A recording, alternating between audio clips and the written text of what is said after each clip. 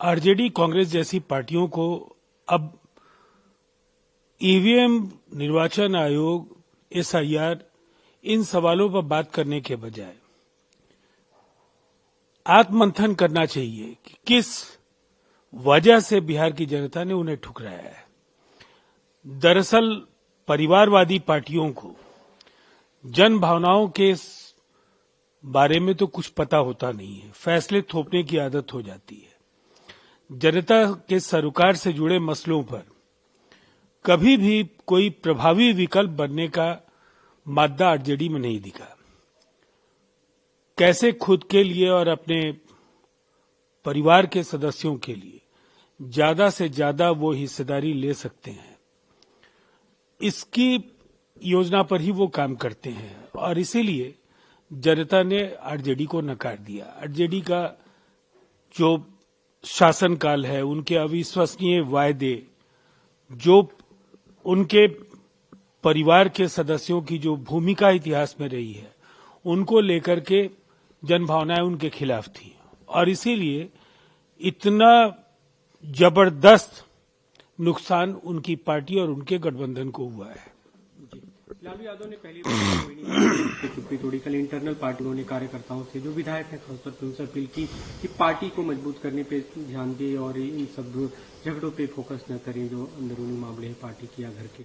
देखिए, अब उनकी पार्टी के जो निष्ठावान कार्यकर्ता हैं, उनके घर के बाहर आकर प्रदर्शन कर रहे हैं। रोहिणी आचार्य के साथ जो दुर्व्यवहार उनके सलाहकारों ने किया, तेजस्वी यादव की कितनी भूमिका है ये हम तो नहीं जानते हैं, लेकिन जो चीजें छन करके आ रही हैं ये सब कुछ उनकी चाह पर हुआ है। और लालू जी की जो चुप्पी है वो हैरानी पैदा करने वाली है। पार्टी के विधायक भी अंदर से असहज हैं और आने वाले समय में एक बड़े बिखराव की ओर राजद बढ़ता जा रहा है। जी, कल प्रधानमंत्री ने एक बयान दिया, उन्होंने एक स्पीच, अब समय है कि भारत उन दलों का साथ दे रहा है जो उनके लिए डेवलपमेंट, जिनके लिए विकास प्राथमिकता है। बिहार का उन्होंने उदाहरण दिया हालिया चुनाव परिणाम का।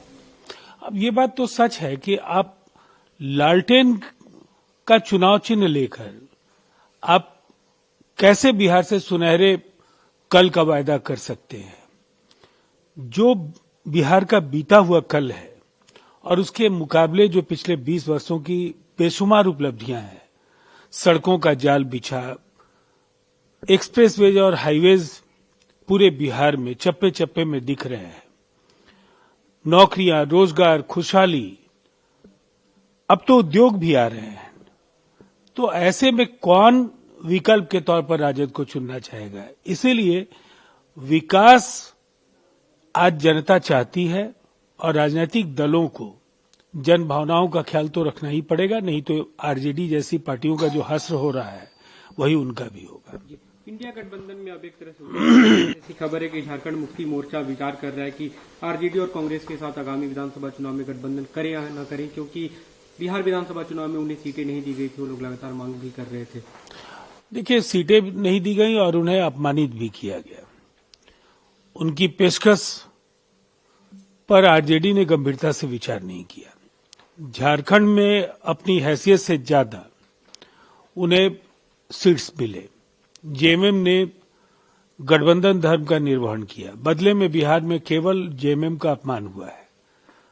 तो ये संभावित राजनीतिक परिदृश्य झारखंड का हो सकता है जहां आरजेडी और जेएमएम एक साथ नहीं दिखे। दिल्ली में जो बम ब्लास्ट हुआ उसके लिए बयान आ रहे हैं। महबूबा मुफ्ती ने बीते दिनों इसे इंजस्टिस से जोड़ा था। कश्मीर में हुसैन दलवी का भी बयान है, उन्होंने उनका समर्थन किया और कहा है कि ये कहीं न कहीं दिखाता है कि कश्मीर में इंजस्टिस हो रहा है, सरकार वहां पे ऐसा वातावरण बनाने में फेल साबित हुई है जो शांति का हो। देखिए, एक बात तो बिल्कुल साफ है, महबूबा मुफ्ती राज्य की मुख्यमंत्री रही हैं और पहले वो भारतीय हैं। भारत की संप्रभुता, अखंडता पर जब भी कोई प्रश्न चिन्ह लगाने की कोशिश करेगा, उसके साथ उन्हें खड़ा दिखना चाहिए। और इतनी बात तय है कि इस आतंकी नेटवर्क का जो ये व्हाइट कॉलर्ड मॉड्यूल है, ये बहुत ही खतरनाक एक स्वरूप उभर करके आतंकवाद का आया है। आमतौर पर लोगों की जान बचाने वाले डॉक्टर्स की जो भूमिका है और जिस तरह से पूरे देश में हमास की तर्ज पर इन ड्रोन्स को हथियार बनाकर इस्तेमाल करने की योजना थी, मैं एनआईए को भी बधाई देना चाहूंगा और केंद्रीय गृह मंत्री अमित शाह जी के फैसलों को लेकर हम कह सकते हैं कि उन्होंने समय रहते बड़े कदम उठाए हैं और इस पूरे नेटवर्क के साथ नेटवर्क का खात्मा बिल्कुल जल्द होगा।